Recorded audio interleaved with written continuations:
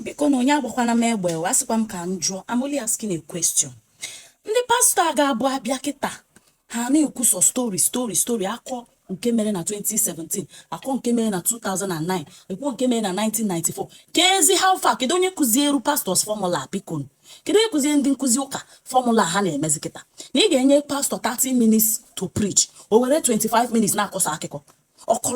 Ọkọrọgbada ọ bụkwa na asịrọkwa m na inye anya example maọbụ inye anya testimony adịrọ mma, but testimony time anyị amara na testimony time, preaching time were ya menu preaching asị gị preaching.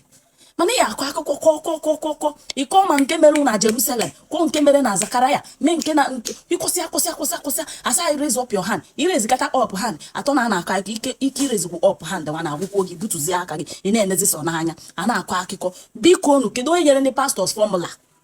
Enwere some pastors ị ga-afụ isi onye nke anụwa na ọ dị iche, o nwere ọkwa iche ọ dị nye Mike ifu na ọ ga-ebidokwa akụkọ ọkọbalụ gị mgbe o jere university, kọlụ gị mgbe o jere n'ime ubi kpata akị kpata ụkwa, ọ nọrọ ebe a memere akị ahụ wee ghọzie achịcha, o wee lie ya, o wee bunata ya.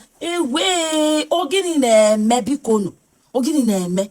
Ama m mgbe ọ ya abata otu a na-agụ Baịbụl, a na-asa ya ekwu ekpe ekpere nke ahụ dịkwazi. Mana nke kịta anụnwa bụ a ga-akọgide akụkọ meela anyị dị mmiri akụ ka anyị na-afụ ya ozugbo ị na-agwa anyị na o mere na Jerusalem, mee na Kafanchan, na ijere akpọrọ gị na Jamaica ime miracle ebe a, mee ya ebe ahụ akpọrọ gị kịta bee ya kịta ka anyị na-afụ ya anya.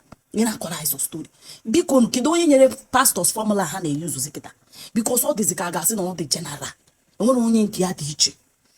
Atọni kọrọ anyị ihe mere mgbe I get am before no be property. Biko na onye na-akọwa na-eme ozugbo ka anyị na-afụ ya anya. Udochianụ o mụ abụkwa onye nkụzi o, mana ihe na-ekwu bụ ndị nkụzi ibe m na-akụziri na anyị ihe ka anyị dị shọ nọ nkụzi ị na-emekwazi the miracle anyị na-afụ ya. Rapụ nke mere eme gara aga anyị nidiro ya kịta, ihe anyị nidiri bụ instant one ị ga-eme anyị afụ ya anya.